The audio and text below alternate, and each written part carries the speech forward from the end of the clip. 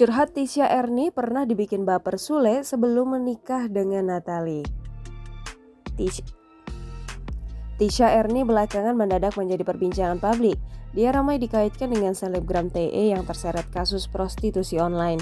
Kendati demikian, masih belum diketahui pasti apakah kasus tersebut ada hubungannya dengan Tisha Ernie. Pasalnya, yang bersangkutan belum memberikan tanggapannya, begitu juga pihak yang berwajib.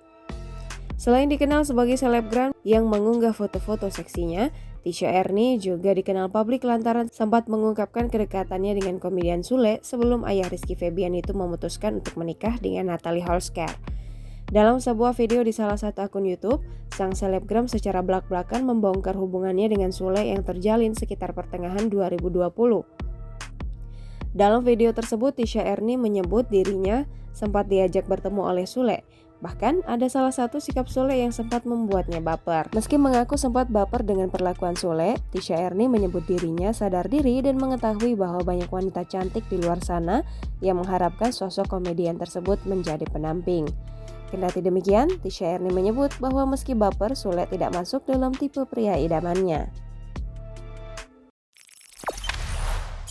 Jangan lupa subscribe, share, komen, dan like ya!